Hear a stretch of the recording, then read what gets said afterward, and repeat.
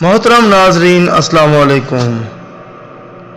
ناظرین، آج کی اس ویڈیو میں ہم پیش کرنے جا رہے ہیں ایک ایسا واقعہ جسے سن کر آپ حیران ہوئے بغیر نہیں رہ سکیں گے کہ کس طرح ایک عورت کے گھر آٹے والی چکی نے خود بخود آٹا نکالنا شروع کر دیا۔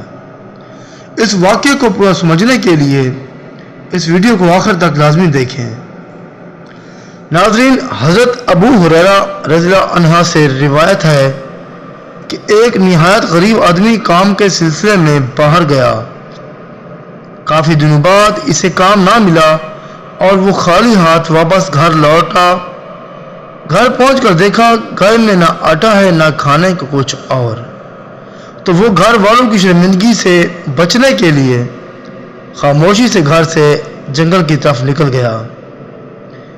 اس کی بیوی نے یہ سارا ماجرا دیکھ لیا تھا اور وہ سمجھ گئی کہ کیا معاملہ ہے۔ گھر میں بھوک کے مارے بچے رو رہے تھے۔ اس عورت کو اور تو کچھ نہ سوجھا۔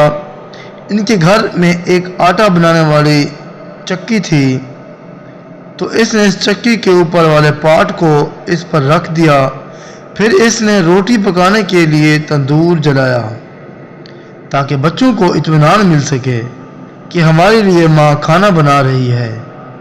جب وہ عورت یہ سب کام کر چکی تو اس نے ہاتھ اٹھا کر اللہ سے دعا کی، یا اللہ، ہمیں غیب سے روزی عطا فرما، بے شک تو ہی ہمیں پالنے والا ہے۔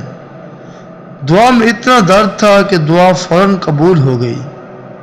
چنانچہ دعا کے بعد وہ عورت فوراً آٹے والی چکی کے پاس پہنچی تو کیا دیکھا کہ آٹے والی چکی آٹے سے بھر چکی ہے۔ پھر وہ تندور کی طرف گئی تو کیا دیکھتی ہے کہ تندور بھی روٹیوں سے بھرا ہوا ہے۔ بے شک میرا مالک رب جب دینے پر آتا ہے تو جھولی بھر کر عطا کرتا ہے۔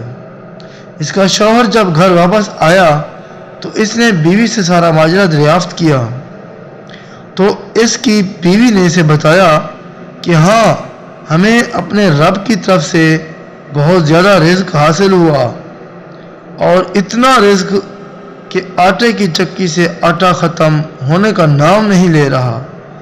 یہ سن کر وہ شخص چکی کی جانب گیا تو دیکھا کہ واقعی چکی آٹے سے فل ہے۔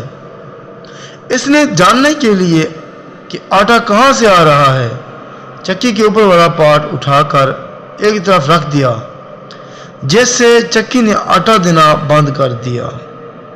جب یہ واقعہ نبی کریم صلی اللہ علیہ وسلم کی بارگاہ میں پہنچا تو آپ صلی اللہ علیہ وسلم نے فرمایا، بے شک اگر وہ شخص چکی کا پارٹ نہ اٹھاتا تو وہ قیامت تک گھومتی رہتی۔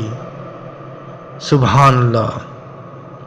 محترم ناظرین، مزید ایسی ویڈیو سے مستفید ہونے کے لیے ہمارے چینل اسلامک کہانی 570 کو ضرور سبسکرائب کر لیں۔